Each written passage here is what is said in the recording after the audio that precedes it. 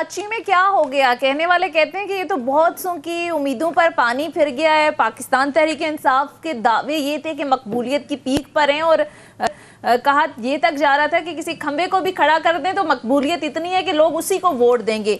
ये तीसरे नंबर पर आप लोग अब तक के नताइज के मुताबिक हैं। और दूसरा, ज़ाहिर है इमरान खान साहब ने तो ये शिकस्त तस्लीम कर ली है और खान साहब ने अब से कुछ देर पहले का बयान चल रहा था, वो ये कह रहे हैं कि तंजीमी कुछ गलतियां थी हमारी जिसकी वजह से इस सूरत हाल का सामना हमें करना पड़ा। देखिए, मैं इसमें सिर्फ इतना समझती हूँ कि जिस तरह से अवाम को ये पता चल गया है कि क्यों इमरान खान साहब ईवीएम लाना चाहते थे और वो कौन सी ताकतें थीं जो ठप्पा गर्दी को प्रमोट करना चाहती थी, जो ये चाहती थी कि मुर्दे आकर वोट डालना शुरू कर दें। तो आपके सामने जो कल कराची के इलेक्शन में हुआ और जिस तरह से इलेक्शन कमीशन की नाअहली और पीपल्स पार्टी की असलियत सबके सामने आई है कि ये धौंस धांधली धमकी के बगैर, असले के जोर के बगैर, ये जिस तरह से इन्होंने नताइज रुकवाए हैं उसके बगैर, लोगों की पहले ये जमीरों की मंडी लगाते हैं, लोगों के वोट खरीदते हैं, एमएनएस के वोट खरीद कर शबखून डालते हैं अवाम के मैंडेट के ऊपर। और अब जिस तरह से इन्होंने कराची और हैदराबाद पर मुसल्लत होने की कोशिश की है, तो सबसे पहले तो वो चीजें आई ओपनर है। यानी 246 यूनियन काउंसिल्स हैं और उनमें से अभी तक सिर्फ 100 यूनियन काउंसिल्स का, यानी पूरे आपके जिससे कि it's going to be more than 30 hours, और अभी तक हम 100 यूनियन काउंसिल्स के रिजल्ट्स ले सकें। यानी जहां जहां पीटीआई जीत रही थी वहां वहां के रिजल्ट्स को रुकवा कर पीपल्स पार्टी को फैसिलिटेट करने की कोशिश की जा रही है। यानी यहां पर आप ये देखें कि यहाँ पर आप ये देखें कि किस तरह से ये दिखाया गया है कि टोटल काउंटर फाइल्स के ऊपर 21 वोट होते हैं, लेकिन बैलेट बॉक्स से 300 या 350 वोट निकलते हैं। आगे जा रहे होते हैं और अचानक डीसी कमाड़ी उसको रोक देता है। अच्छा, इसमें एक चीज एलिमेंट जो दाखिल हुआ है ना आली साहब, वो ये है कि अब जिस अंदाज से चले हैं तो सारे लोग ही कह रहे हैं कि जी धांधली हुई है।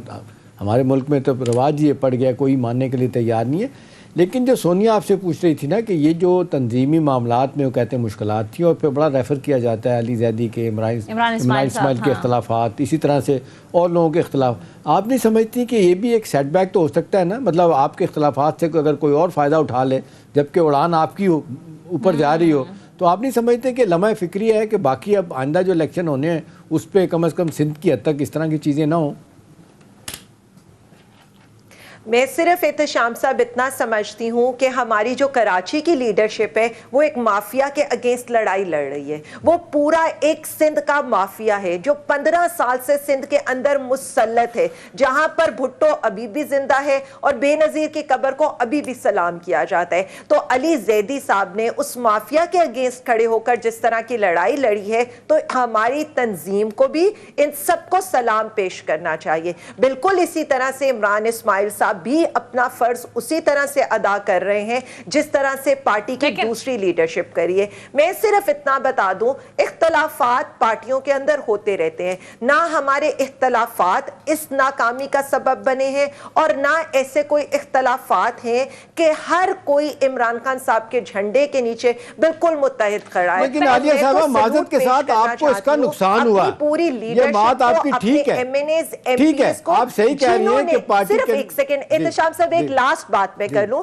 देखिए, जिस तरह से हमारे एमपीएस को मारा पीटा गया है, उनको धांधली एक्सपोज करने के ऊपर जेलों में फेंका गया है, जिस तरह से हमारे एमएनएस के घरों के ऊपर इस वक्त छापे पड़े हैं, जिस तरह से अली जैदी, इमरान इस्माइल और बाकी लीडरशिप के ऊपर इन्होंने जिस तरह के अटैक करे, तो मैं तो सिर्फ इतना कहूंगी कि हमारा मुकाबला माफिया से है और हम माफिया का मुकाबला डट कर करना जानते हैं। ये चीज हमें सिखाने के लिए सिर्फ सवाल ये चीज सिर्फ हमें ये सिखाने के लिए काफी है कि कल को जनरल इलेक्शन के अंदर हमें ना सिर्फ वोट डलवाना पड़ेगा बल्कि वोट का पहरा भी देना पड़ेगा। आलिया साहब, चले ये इल्जामात तो अपनी जगह हैं, ये तो इल्जामात अपनी जगह हैं, ये तो अब इस पर तो अब तहकीकात होगी या लोग देखेंगे।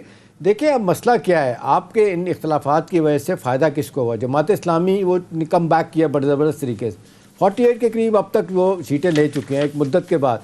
नेमतुल्लाह साहब उनके मरहूम जो है ना वो मेयर रहे हैं कराची के, वो अब नेमो रहमान साहब पूरी कोशिश कर रहे हैं, उनका ख्याल है कि हम ले जाएंगे।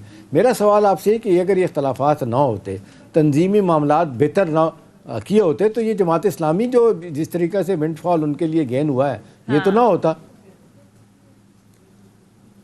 मैं सिर्फ एहतशाम साहब इतना समझती हूँ कि ये इल्जामात नहीं है।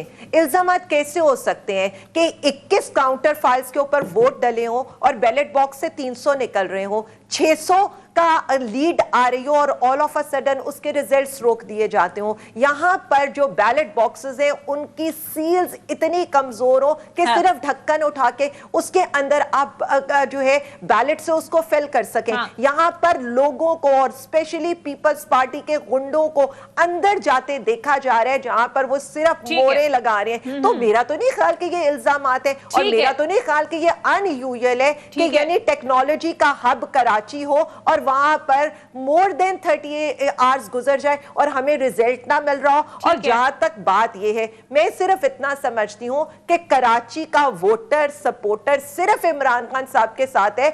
अगर कोई कमी बेशी होगी तो आज हमें यह पता चल गया है कि हमने जनरल इलेक्शन में इनको रोकना भी कैसे है और किस तरह से अपने वोट की हिफाजत करनी है, क्योंकि यहां पर जो मुझे लग रहा है टर्न आउट कम होने को हमें देखना है, उसको इंप्रूव करने और दूसरी चीज अपने वोट का पहरा देने, क्योंकि ये सिर्फ अवाम के पैसे को नहीं लूटते हैं, ये अवाम के वोट को, अवाम के मुस्तकबिल को भी लूट के लेकर जाते हैं। क्योंकि कराची का, क्या आपको लगता है कि कराची जैसे इन्होंने कचरा कुंडी बना दिया है, कराची जहां पर नालों की सफाई नहीं हो रही है, कराची जहां पर पीने को लोगों को पानी नहीं मिल रहा, नलकों में पानी नहीं आता लेकिन गटर पानी से भरे हुए हैं, क्या वो पीपल्स पार्टी को वोट देंगे? मैं ये समझती हूं कि ये तो क्वेश्चन ही नहीं हो सकता। धोस धांधली के बजाय आप एक दफा तो इलेक्शन जीत सकते हैं, लेकिन जनरल इलेक्शन में ये भूल जाएं कराची भी इमरान खान का है और हैदराबाद भी इमरान खान। देखना